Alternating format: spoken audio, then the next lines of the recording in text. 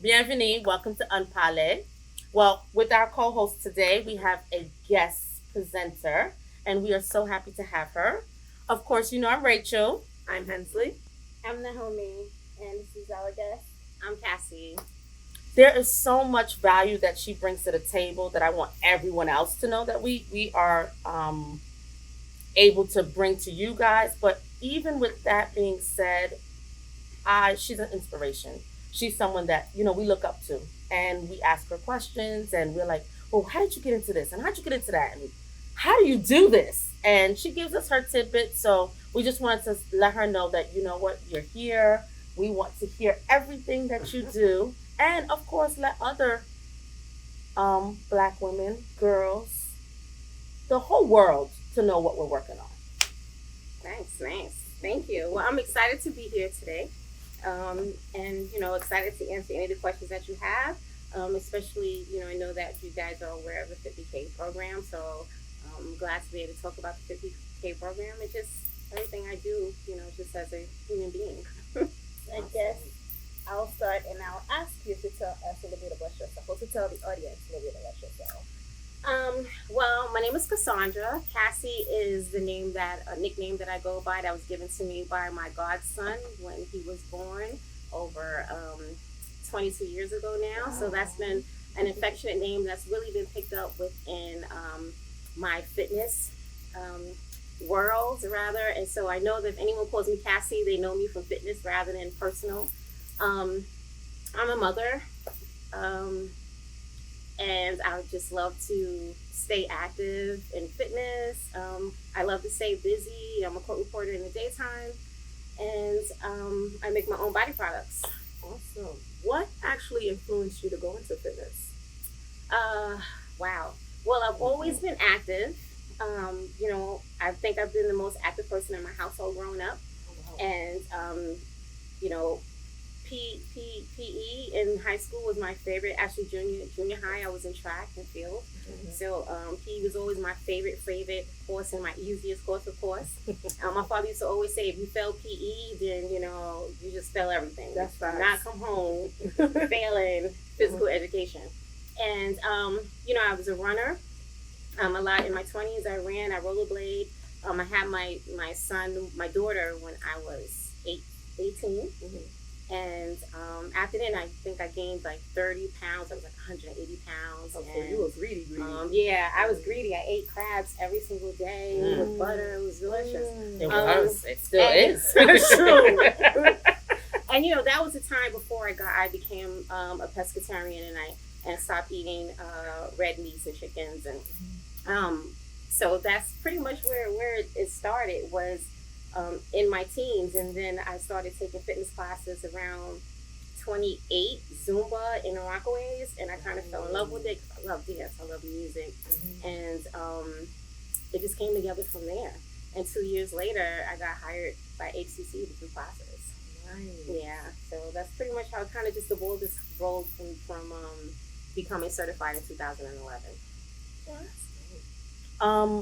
I know with 50K, there's people that can join at any level. Mm-hmm. So you don't have to be an expert in exercise or fitness and so forth.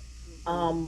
What will you say? And I'm speaking for myself. I'll put myself on blast. Like, I hate that feeling, like when you work out and every part of your body hurts. Like, if we could just go past that part, I'm gonna be all right. But that one, I don't want to do this no more. But that's the part that lets you know that it's working, it's working, right? Yeah. That's the part that lets you know that the energy that you put into that exercise that day before, was worth it. Because now the next day you're sore, you know that you targeted those muscles that you need to target, and the fact that they're sore means that you pull those muscles apart, and they're going to rebuild themselves, and they're going to grow.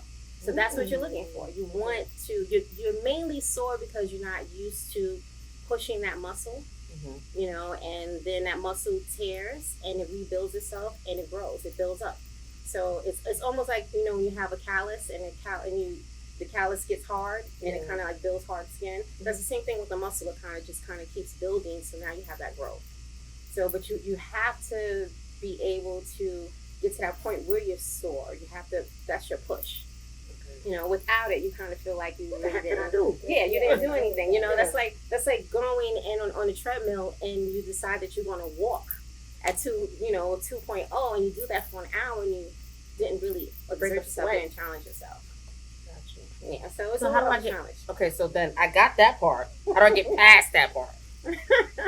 Like, that's the only thing that is always my hiccup. Mm-hmm. And I'm speaking for myself, so I know other people are probably feeling that same way. Like, how do you get, and I know that everybody says you should just work out more and your body's going to get acclimated with it.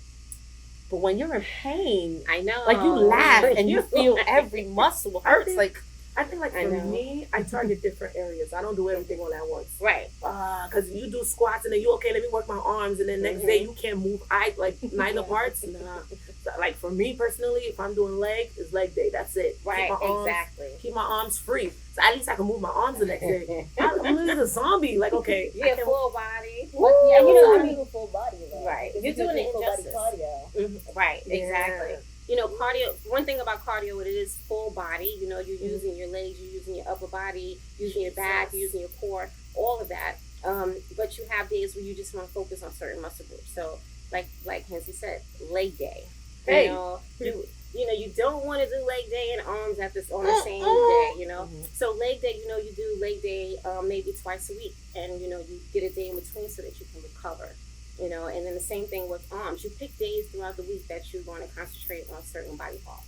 You have your arm, your shoulders, and your shoulders and your back. You have your biceps and your triceps. You have a day where you can just work on core and glutes. Or leg and glutes. So it's you have to break it down so that way. Number one, you're spending a little more time in the gym per week. Okay. Because now you can do 3 body parts. So now you're going to get a minimum of 3 days. And then you throw in your cardio, you got a minimum of 4 days. So it's kind of just breaking out and working out a schedule for yourself. How would you set that up? Like Monday, leg day, Tuesday? Right. Of course, it has to go by your schedule, right? Okay. So, like, for me, weekends, I love to work out on weekends because that's when you can just put as much time in as you want. Yeah, we can't cheat on weekends. You can't cheat on the weekends. Of course, we're trying to weigh up cheating cheating on the weekends if you get that workout in, right? Okay. But I mean, I think the weekend should be, if you're disciplined Monday through Friday, why not treat yourself on a weekend? Woo! Right? Say less. Why not say, right? Why not say, okay, I'm going to go out and I'm going to sit down and have this meal and I'm going to have this drink. And it's not necessarily a cheat. You shouldn't feel guilty about it because you know that you have a regimen. You have a routine. Amen. Right? Mm-hmm. So, Sundays, say you go out on Saturday and you eat, and Sunday's your rest day. Then Monday may be how you start your week. You don't want to miss a Monday because that's like your grind. Yeah. Right? So say Monday, you're like, okay, Monday is my cardio day to get me going. Tuesdays is my arm day. Wednesday, rest day. Thursday, leg day. You know what I mean? Okay. And then Friday could be another cardio. And then Saturday, however it's all about just kind of adjusting the week according to your schedule, when you can go and, knowing how you feel. So how many times a week should one work out? Like 5 days a week, or like? Well, it depends on the person. Age, that's number health, one, right? What their goals are. Okay. But I'd say for the average person, 4 days a week. 4 days. Should be that's a way to cover cardio and break your different body parts down. Give us an example of your schedule. Well, my children are grown now, so I'm going to give it to you. Thank you. My son just turned 20, and my daughter last month turned, in July turned 28. So, I've been kind of, I would say for the past 5-6 years, I've been able to just be you, be me, do you, right? And just work around my schedule. But of course, when I got into fitness and I got certified, my kids were still with me. My son was at that time, junior high school. It came to a point where I had to make time for myself. Mm-hmm. And I tell anyone, you cannot, the time will be given to you, you have to take it.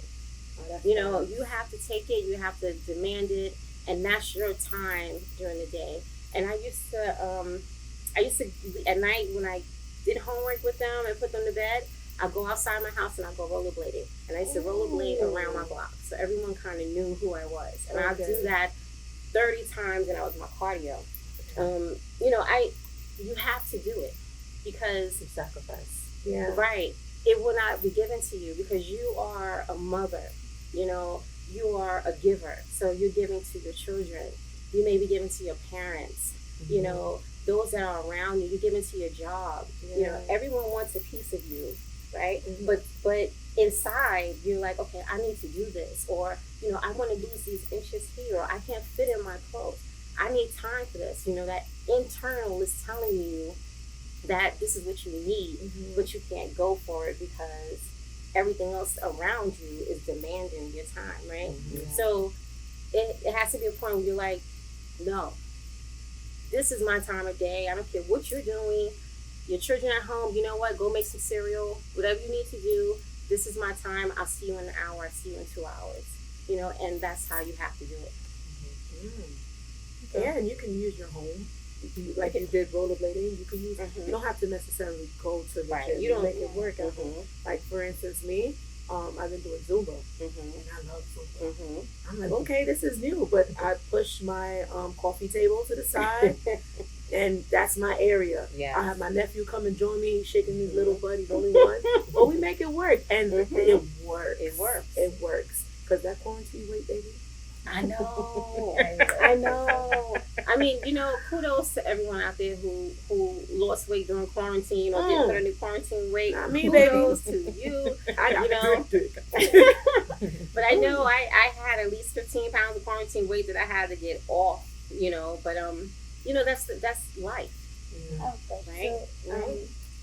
So with 50K, do you offer like apartment free classes, like, you know, sessions? Because a lot of times there's a lot of jumping, there's a lot of, you know, things like that people who live in apartments are not able to do. So do you offer like these types of no, because we have no control over where you live virtually, right? So, you know, when everything was physical, you can come to us. We had that location, but you can't control what your neighbor, you know, hears from your home or how they may feel about what they hear. You know, this is your hour. I had one member who said, I can't work out because my neighbor downstairs is going to have a problem. And I said to her, well, you know what? You work out for 1 hour, 2 times out of the week. Let your neighbor have that problem, you know, because that's your time. This is when you're committing to your health and your wellness, right? So unfortunately, you live above someone, you know, where that when you're moving and you're jumping, they can hear that. But if you're working out 2 times a week, 3 times a week, that's something that you kind of have to talk to your neighbor and say, listen, from 7 to 8, you know, Tuesdays and Thursdays, I work out. So please, it's all about communication. Right. You know, it's communication and being courteous. So could you just not mind that for 1 hour? You know, it's a matter of communicating with your neighbor and having a relationship with your neighbor. I had one neighbor where when we were filming at my house before in quarantine, he lived above us, and I had to text him and say, listen, we're going to be filming for 1 hour. Oh, I apologize for the loud music because it was like booming, you know, like blasting. And it got to the point where he looked forward to that hour. He's like, oh, he's like, the music, right? He's like, I love the music, right? It was like, but he knew that from 7 to 8 on Tuesdays and Thursdays, that's when, you know, that's what was going on. So you kind of have to, you know, get the people around you. You know, if you live in a place where they're blasting music outside, you have no control. You can't go outside and say, you know what? Exactly. Excuse me, could you turn that down? You know, so that's your commitment to yourself. And you can't, when it comes to your health and your wellness, you can't allow people to block that. You know, that's something you have to demand, command it, and this is just what it is, and stand strong on it. What would your advice be to someone who's, I also use myself as an example, who used to work out a lot, right? And I've always been very athletic my entire life. And then spent about 3 years not doing anything, getting a lot of weight. And my body is not used to that weight. But it's just like going back to exercise and being as active as I used to, it's hard. So I just feel like I'm constantly battling with myself, or you know, I'm that constant war with my body. Like I'm not comfortable with the way that I gain, but at the same time, it's getting harder for me to go back in the fields of things and work out. So it's just like, and I give up easily because I'm like, I used to do this flawlessly, but now it's taking me like so long, or it's just like I feel like I'm not doing the move the way I'm supposed to do them. So it's just like mentally I'm not able to like accept that. But because I'm not able to accept that, I'm just like I just refuse to do it. So how do you help somebody like me get out of that rut? So first off, you feel that you cannot get back into it because what your reasons are, because you just are not enthusiastic about it. You don't feel energetic. I don't feel energetic, and I just feel like my body is stiff, and I'm not used to a stiff body. Yeah. So it's just like I feel like my body is stiff because I've always taken my athleticism for granted because I've always had it. But now that I spent 3 years not doing anything, and then now I'm just trying to even like just doing kickboxing and punching and kicking was my thing, and it's so hard right now. And even like doing the form and trying to kick, I have the form and I can still kick high. But if I used to kick 10 times in 30 seconds, I'm only able to do 2. Okay. And then that just like affects me like mentally.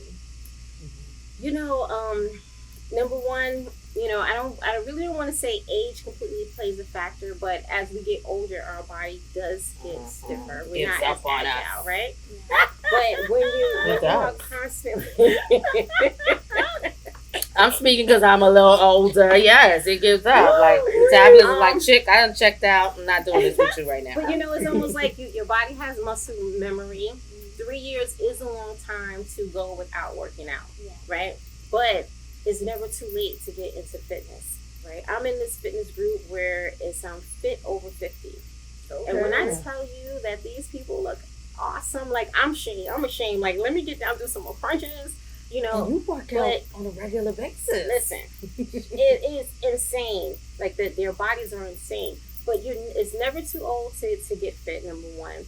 What you have to do is kind of get your body used to doing that again. Your body's not used to doing those things. Like it's like a shock. Like, wait a minute, what you doing? Right? What you doing? Like, why am I sweating profusely? Right? So those are the things that you just kind of have to build a regimen, build yourself back up. Be consistent with it again. Whether you're going one day a week, 2 days a week, whatever that is you're doing, be consistent with it, because then your body will start to get used to that. Do things like take hot showers, steam showers, because that helps to loosen up the muscles. Hot baths. My apartment doesn't have a tub anymore. It has just all showers, and I miss really taking a hot bath. So that really makes a difference. Getting a massage every now and again. Treat yourself to that. You'll be amazed the kinks that's in your body, places that you'll never think of. And things like that, just hydrate, make sure you're hydrating. But consistency is what your body gets used to that. I tell people 2 weeks you get used to something. A month you build up, you have that habit. After that month you're kind of like used to it. Your body's like, oh, this is what I do. This is, why aren't you doing this? So those are, kind of like get to that point where your body's demanding it, rather than your brain is trying to convince your body. Then your body's going to have to convince your brain to do what it has to do. Just training ourselves. Right. Not to turn the tables, but I don't want the moment to pass where I don't get to ask you, what made you get into Cassie Creation? Because the time could escape us when we talk about fitness all day. So Cassie's Creations is an all-natural body line. It's made with cocoa butter, mango butters, shea butters, raw butters, and oils. I started with shea butter. So I came across raw shea butter. My daughter had really, really bad eczema growing up. She used to get it like on her elbows, she used to get it around her neck, and I couldn't figure out how to get rid of it. And I started using shea butter, and it worked. But because it was raw, it was so hard. I had to constantly, you're on the skin, you're like, ugh. And right, like the summer is easier because of the heat. It melts up a little bit. But the winter time, you come out the shower, you try to put on some shea butter. So I had to figure out a way to break it down and make it comfortable for her to use. So I just started playing around with the shea butter, adding oils, and it took me maybe about 2-3 months before I got the formula down to the way I liked it, and I started just giving it away to family, and it was just a family thing. And I started, my first scent was Be Desired, and then it grew from there. The family started calling me for it. So I'll say maybe 12 years now it's been online to the public. But it's a part of who I am. So if I didn't even have the website, I didn't sell it, I would still make it daily because that's the only thing I use in my home. Yeah. So my daughter, kudos to Jasmine. She was the reason why I actually got into making those. And I used to make candles. I used to make bar soaps. All of those things and they were gifts that I just gave around for the holidays. So that was I didn't buy gifts. I always just made homemade gifts. Yeah. So that was my thing. Entrepreneur. Yeah, so the butters just stayed with me. The soaps and the candles kind of drifted a little bit, but the butters stayed with me. You brought us some goodies. Oh, yes, I did bring you some goodies. We have some goodies here. So under each chair, you guys have a body butter. Nahomie and Hensley has a shea butter version. Yes. That smells wonderful. Yes, You have the mango butter version. Yeah. So I have a total of 8 cents. And I gave you guys a sample of one of each of the three from the line. Thank you. So I hope you guys enjoy Make me smell it. real good Freaking tonight. I'll tell you that much. Put something in that. Might help me out with a date. Hey, boo. Just I smell good. I had a friend. I gave her to Be Desired. I wasn't sure if she liked it, but I gave it to her. And I tell you not, she used to call me up every month. She's like, my man loved that. Oh no, he's talking about how good I smell. So she's like a Be Desired fanatic. And I'm like, oh. And I always give that sense to like my older women, thinking that, they like that. So, no, she said the men love Be Desired. So it was the right name. Exactly. What about Be Desired? Yeah, because you have a lot of scents. You've had the cocoa mango. Love it. Smells really good. And then there's the summer breeze. So there's sweet sugar. Yeah. Yes, we have sweet sugar. So we have sweet sugar here on the top here, which is a sweet That's sugar. a whole lot. Yeah, we have a whole line. Yeah. We have the sweet sugar, the cocoa butter, the Be Desired, which Hensley says she likes that. And the mango tango. So we have 8 different kinds. And you have like both women and men on collections, right? Yeah. The men, I'm still working on. I do have a men's body butter called Gentleman. This is good. I'm still working on. I have a men's body butter and oil and shower wash. Oh, they're gonna need it. Right? They love that. Yeah. So, but I'm still working on more products for the men. A lot of these scents are unisex. So you have like the cocoa mango and the mango fresh is unisex. It's kind of hard to say because my brother uses Dream, which is like a vanilla, light vanilla. I have a cousin who uses sweet sugar and he loves it. He buys it by the batches. So, I think it's all about just personal preference. Yeah. It's kind of, nowadays it's hard to give a gender to it. Like this is for you and you're a guy. You'll be surprised. Because, guys will be like, oh, they use your soap in the bathroom in a heartbeat. Yes, guys will use their women's stuff in the I gotta hide mine. Yeah, and also for the audience, I just want to let them know that you also have gift baskets. Oh, the spy boxes. Spy boxes, yes. That you can purchase to give out as gifts. To like for the holidays or for special occasions. Somebody's birthday. Yeah. And it's very nicely decorated.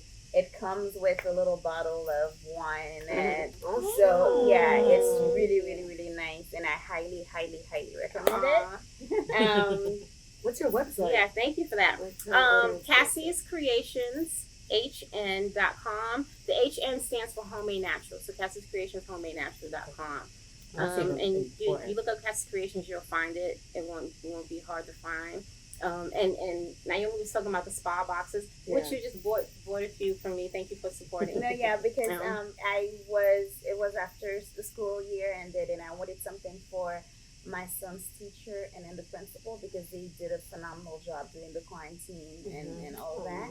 And then I was like, what can I give them? Then I just remembered that Cassie has this beautiful spa boxes that she made. Then I commissioned a couple from her. and they were just in love because it was natural products, and then it just like it's. So I was grateful to receive them in the packaging because they were just so gorgeous, and I wanted to keep them for myself just to look at the box. Yeah, but they were really really happy with it. So thank you. I love my spa boxes. They're personal.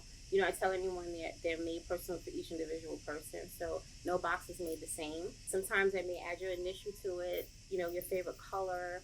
You know, just kind of personalize it and make it feel like you have a personal gift. Like nowadays, we can just hit Amazon so fast, and just send something right? in a box. So this just kind of gives a personal feel that I thought about you, and I thought about you a little extra, and and this is personal. Just you gave me one 2 Christmases ago with my initial, with your initial, So I have. Yes, it feels special. I was excited to hear those. And I listen. I didn't even want to. I've used a couple of the products. But the box is kind of like untouched because I kind of left it. Oh my God! You want to look at it? It's a masterpiece. That is the nation in you. I'm not touching this. It's so pretty. You want like you will just take this and then use it a little bit and put it back because you just don't want to undo it. It's just that beautiful. So and it's highly recommended by me. So, Cassie, before we end off on this great session that we're having, what words of inspiration can you give to us as well as our audience? In fitness, life, just even if thinking about getting into working out or eating healthy or, being an entrepreneur, what words of inspiration could you give us? And we're all ears right now. Live. Life is short. Live. Do what you're passionate about. Live with a healthy mind. Always try to think of health and wellness for you, because when you're thinking health and wellness for you, it's a reflection. So it reflects outward, but it also works inward. So, your mind makes a big difference as how your body responds health-wise. So try to have a healthy mind. Live your life. Life is short. Do it. If you fail at it, do it again. Yeah. If you don't want to do it again, go on to the next thing. But the worst thing to do is to have something and want to do it and never attempt. Oh, yeah. And then when you do it, you can at least say that you tried, and it's either going to flourish into something, it's going to stick with you, and imprint on you, or it's not, but I say go for what your dreams are. Try different things, step out of your comfort zone. It either works or it doesn't work. You either fail or you don't fail. And if you do, so freaking what? Right? You know what I mean? That's when you get up and you say, okay, how can I make myself better? How can I do this better for me? How can I work this out for me? And then just, go for it again. When it comes to fitness is a lifestyle. It's not a 30-day diet. It's not 90 days. It is a lifestyle with growth. I'm still growing. I'm still learning. I still have goals for myself, aspirations for myself when it comes to fitness. So it's not, I went and I worked out, this is my level. No, you're always going to want better for yourself. You're always going to want to reach the next goal. So, I would just say go for whatever it is that you want and do it with a healthy mind. I'm listening to, the advice that you've given, and you're very inspiring. And, I've seen your workouts. I've done a little 1-2 here and there. I haven't done the whole hour. We're gonna get you I should. I know. I have to get on it. All 3 of you guys are guests next week. I'll do it. Okay, next week. You're giving me a week to get prepared. Prepare mentally. No problem. I got you. Came on me. I come on you. No problem. I got you. You're a guest next week. But this, I want to say, it gives you that something to look forward to. That Ghana to say, I could do this. I might not be perfectionist at it. I might not, do it to my best ability, but practice makes perfect. Right. So, definitely. Consistency makes perfect, and you're not looking for perfect. Yes. You're just looking to be consistent and be comfortable in your own skin. Right? Sometimes our skin be like, I know, please. None of our bodies are going to be the same body. None of our bodies are going to be shaped the same or look the same. Mm-hmm. Right? I could work on my glutes and, it can look round. She can work on her glutes and it can be lifted, right? Mm-hmm. You can work on your glutes and this is wide and juicy, right? Mm-hmm. So, everyone is shaped different. So, you can't compare your body to the next somebody else. That's very the true. thing. Everyone wants to look like an Instagram model. Everyone wants to. But those Instagram models go to Dr. Miami. They get those things fixed and tucked. Like, And they don't go on Instagram without making sure their makeup is right. exactly. And let's not add the filter. Let's not talk about the filters now. Mm-hmm. So, right? So you're not, that's not exactly who you see until you see them in person. Exactly. Right? Before surgery. Before surgery. Yeah. Yeah. And, I always I hope people try to go for their goals before surgery. Yes. At least attempt and go for it 100% and say, okay, I attempted. I gave it my all, and then go for it. Because whatever you can't do before surgery, you're not going to be able to do it after surgery. It's not going to change. And you ain't going to maintain it. You still got to do the same thing, right? Yeah. So it's all about, you have to have that mindset and build that way of life, that lifestyle before you get to the point of the surgery. Surgery is just an aid. Yeah, but surgery is also not a guarantee either. It's not a guarantee. People have lost their life, or trying to do the quick fix, and that. I know people that does the surgery or surgeries. However, they maintain it. They were they didn't just okay, I'm just gonna take the surgery.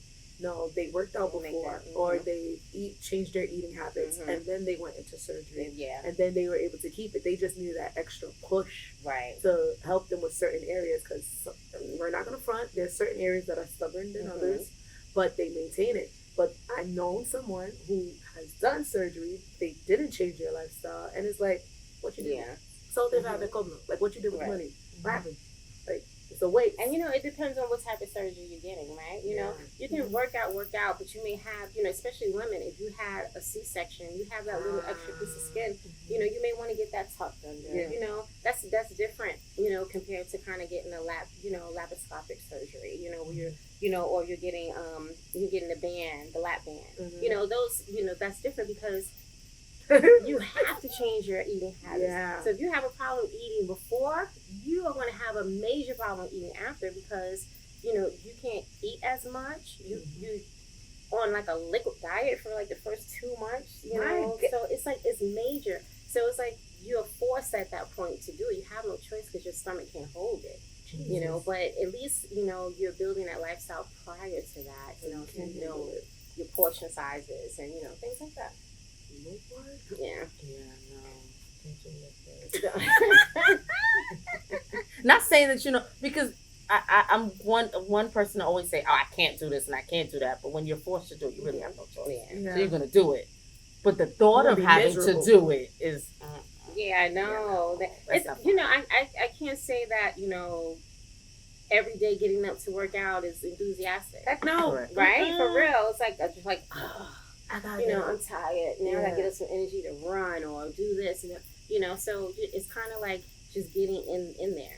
But I have to say, watching Fit BK, the music gets you pumped up. So even if you didn't have the energy, okay. your playlist and, the music is hype music. It's not, go to sleep music. Yeah. So I'm gonna move. Like, even if you didn't want to move your body, there's something jumping up and down. Like, okay, I'm gonna get up. You can't just not move your body when you hear the music. You get what I'm saying? And that makes a big difference. The music does make a big difference when it comes to the fitness classes, and especially with our dance cardio, because dance cardio, the whole element of it is music. Yeah. And if the music is not moving you, then you're not going to be inspired to move, exactly. Right? I want to put on something where that you're not a part of the class, but you come from around the corner and you're like, I hear this, and you're running because you want to be a part of it. You want to see what's going on. Mm-hmm. That's what I love. And I only choose music that I feel, right? Because then I can show that feeling outside of me. But if that music doesn't affect me, I can't bring that energy because that music is not giving it to me. So music is essential. It reminded me of in one of the in-person locations. Mm-hmm. So we would have you would be doing your classes and people would come through the door asking, what is this? Oh, wow. And because of the music attracted them and they would come. and then they would be like, oh my God, they would just stand there and then and just watch. But it was just like the music was what attracted them you to the door. Yeah. Mm-hmm. Yeah. Music does it for us. It all does it for us. And, and the music is universal. It is. Yes. It Anyone really don't care what It language. don't matter what language, right? Beats, drums, you hear it, you gotta move. It's universal. It's all about just how it makes you feel. It can make you cry. It can make you happy. It can make you sad. It can make you feel, spiritual growth. Right, right. So it's music got me through breakups. Music got me through death of parents. So it depends on your genre. That you choose for different emotions. It's true. So true. I love music. Yes. All right, ladies. Do we have any more questions for Cassie? I think we learned a lot about Cassie today. Yes, things I didn't know. So I'm very thankful. Welcome Thank you. guys. Of course, we'll have you back. We just don't know when, but we're gonna work that out.